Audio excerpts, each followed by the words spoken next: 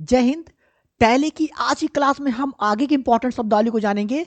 जैसा कि पिछले क्लास में हमने आपको कुछ इंपॉर्टेंट शब्दावली जैसे expense, direct expense, indirect expense, income, direct income, indirect income, revenue, इन सभी इंपॉर्टेंट शब्दावली को जाना था। आज हम उससे आगे की इंपॉर्टेंट शब्दावली को जानेंगे। तो चलिए शुरू करते हैं आज की अपनी क्लास। क्लियर ना? तो हमारी आज की शब्दावली है क्रेडिटर। क्या हमारी शब्दावली है? क्रेडिटर, जिसको हम अंग्रेजी में क्या करते हैं? CREDITOR, यानी इसे कहते हैं क्रेडिटर।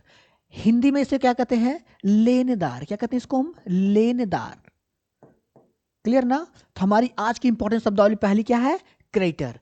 हिंदी में क्या कहते हैं इसको? लेनदार। क्लियर ना? अब इसकी परिभाषा क्या है? वह व्यक्ति या संस्था जो किसी अन्य व्यक्ति या संस्था को उधार रुपए, माल, सेवाएं इत्यादि देता है, वह क्रेडिटर अर्थात लेनदार कहलाता है, क्योंकि इस व्यक्ति को भविष्य में पैसा प्राप्त होता है। क्लियर ना? यानी शब्दावली पहले ध्यान समझिएगा कि कह क्या रही है। यानी इसका हिंदी यानी कहती है ये क्रेडिटर यानी लेनदार, लेकिन काम करती है उल्टा। क्लियर ना? यानी क्या है? क्रेडिटर अर्थात लेनदार। लेनदार हम लोग पहले सोचते हैं लेनदार क्या होता है? जो लेता है। नहीं, ऐसा नहीं है। यानी कि वह व्यक्ति या संस्था जो किसी अन्य व्यक्ति या संस्था को उधार रुपए, माल, सेवाएं इत्यादि देता है, वह इस व्यक्ति को भविष्य में पैसा प्राप्त होता है, उसे हम क्रेडिटर अर्थात लेनदार कहते हैं। क्लियर ना? इसकी परिभाषा अगर लिखना चाहते हैं, आप लिख सकते हैं कि वह व्यक्ति या संस्था वह व्यक्ति या संस्था जो किसी अन्य व्यक्ति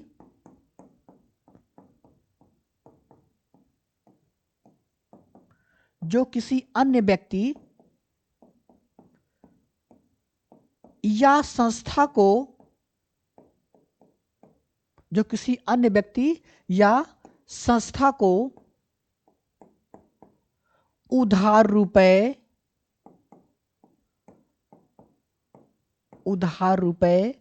माल, सेवाएं इत्यादि देता है, इत्यादि क्या करता है? इत्यादि देता है लेनदार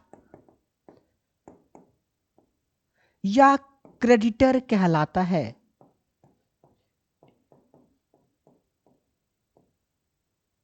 क्रेडिटर कहलाता है।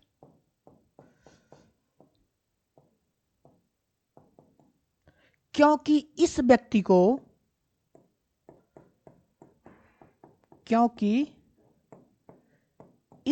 को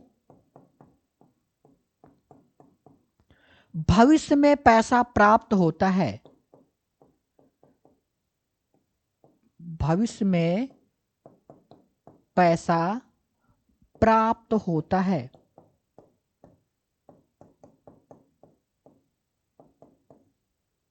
क्लियर ना?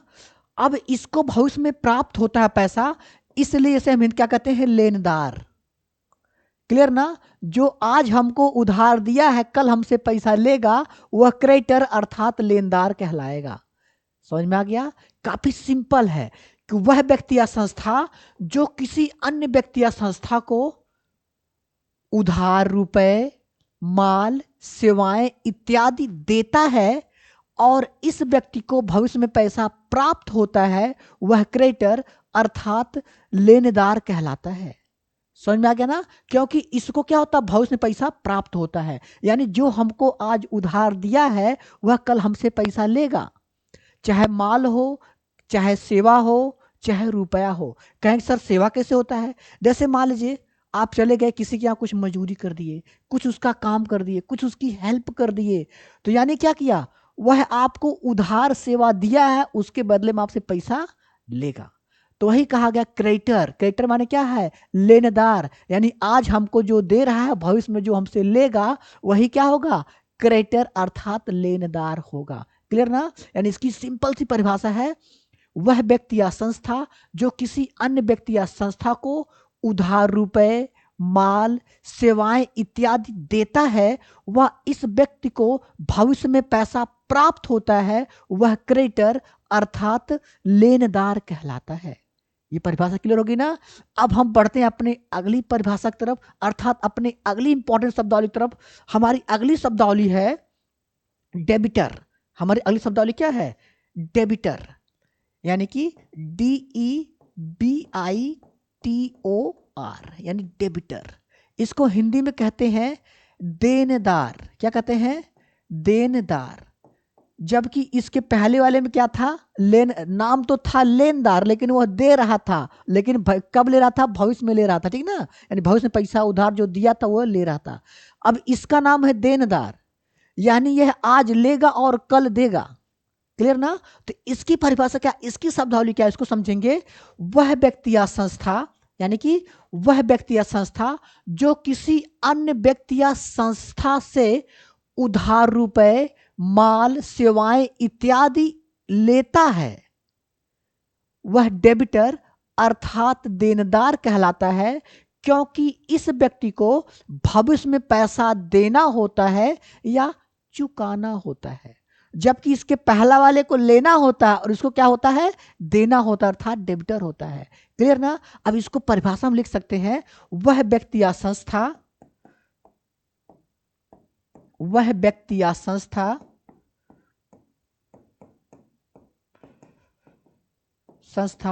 जो किसी अन्य व्यक्ति या संस्था से,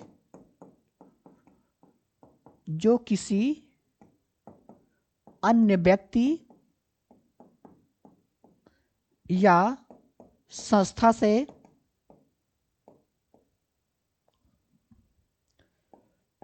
से उधार रुपए,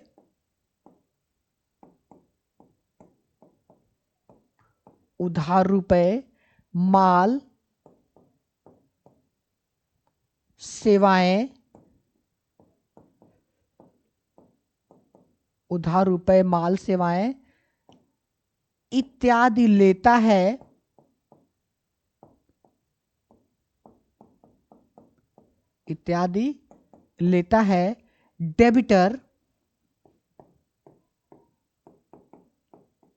डेबिटर अर्थात देनदार कहलाता है। डेबिटर अर्थात देनदार कहलाता है।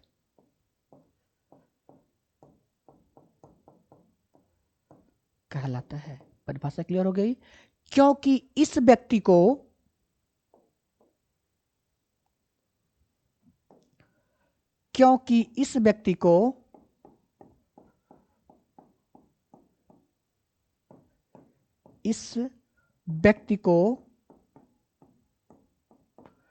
भविष्य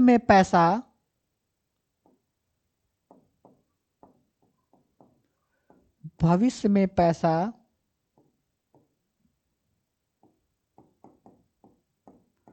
चुकाना होता है या देना होता है।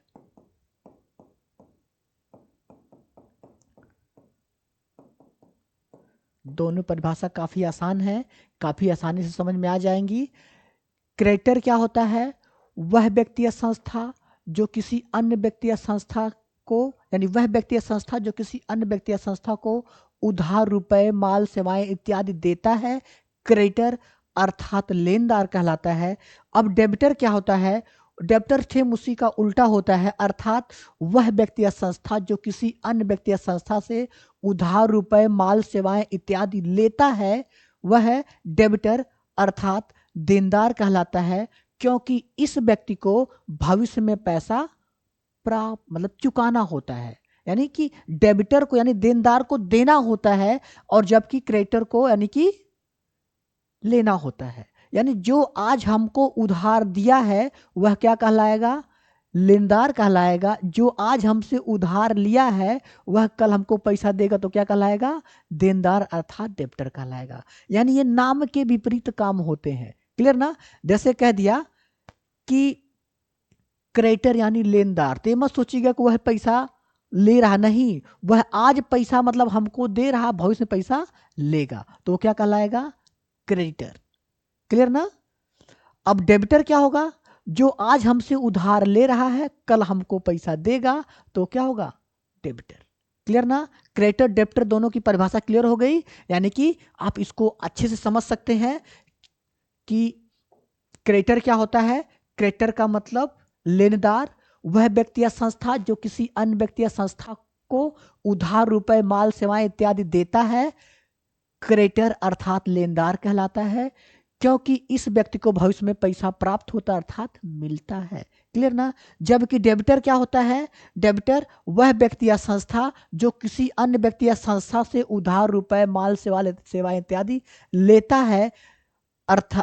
है, डेबिटर अर्थात देनदार कहलाता है, क्योंकि इस व्यक्ति को भविष्य में पैसा देना होता है। क्लियर? अब इस शब्दावली को हम कुछ एग्जाम्पल से समझते हैं, यानी कि ये एग्जाम्पल क्या कहते हैं। जैसे मान लीजिए, जैसे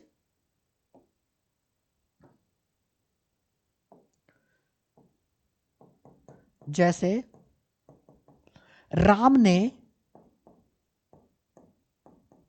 श्याम को 10,000 रुपया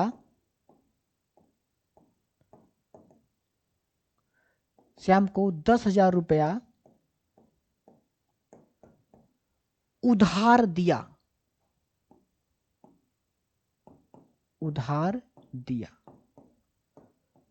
क्लियर ना? अब आपको इसमें से बताना है कि कौन डेबिटर है और कौन क्रेडिटर है। क्लियर ना? तो अब ध्यान देंगे, राम ने श्याम को 10,000 रुपया दिया। मान लीजिए ये हमारे राम है और ये हमारे क्या है? श्याम है।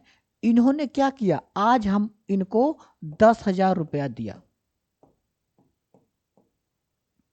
क्लियर ना? यानी कि ये दिए।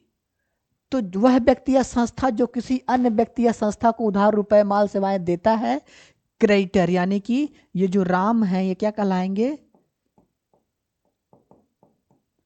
क्रेडिटर अर्थात लेनदार कहलाएंगे। क्लियर ना? क्योंकि इन्हें भविष्य में पैसा क्या होगा? प्राप्त होगा। क्या होगा? क्योंकि इन्हें भविष्य में पैसा, क्योंकि आज इन्होंने क्या किया? उधार रुपए, माल, सेवाएं दिया। किनको दिया है? श्याम को दिया है। क्लियर ना? तो हमने क्या कहा? राम ने श्याम को 10,000 रुपया उधार दिया, तो यहां पर राम क्या होंगे? क्रेडिटर अर्थात लेनदार होंगे, क्योंकि ये व्यक्ति श्याम को उधार रुपए, माल, सेवाएं दे रहे हैं। इन्हें भविष्य में पैसा क्या होगा? यानी इन्हें भविष्य में पैसा प्राप्त होगा। क्लियर ना?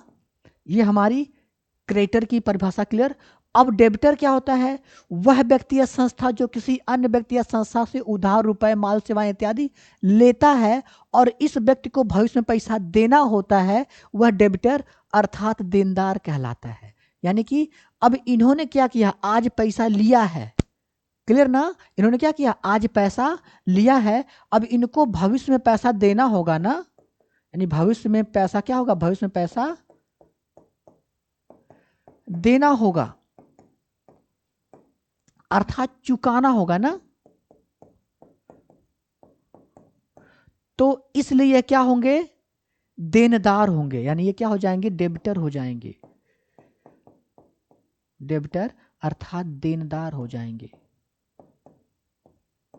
क्योंकि इनको भविष्य में क्या होगा? पैसा चुकाना होगा। तो यानी राम हमारे क्या हो गए? क्रेडिटर हो गए और श्याम हमारे क्या हो गए? डेबिटर हो गए। क्योंकि राम ने श्याम को उधार रुपया दिया था, इसलिए वह क्या? लेनदार होगा, क्योंकि उनको भविष्य में पैसा प्राप्त होगा। और श्याम ने क्या था? उधार रुपया लिया था, यानी डेबिटर होंगे, क्योंकि उनको भविष्य में पैसा देना होगा। तो इस प्रकार से क्रेडिटर और डेबिटर दोनों की परिभाषा क्लियर हो गई। इसको शब्दावली को नोट करके आसानी से याद कर डालिएगा, ताकि आपको कंफ्यूज ना हो कि डेबिटर क्या होता है और क्रेडिटर क्या होता है। क्लियर हो गया? चलिए, तो फिर हम मिलते हैं अपनी अगली शब्दावली, अगली क्लास में अगले शब्दावली के साथ। जय हिंद।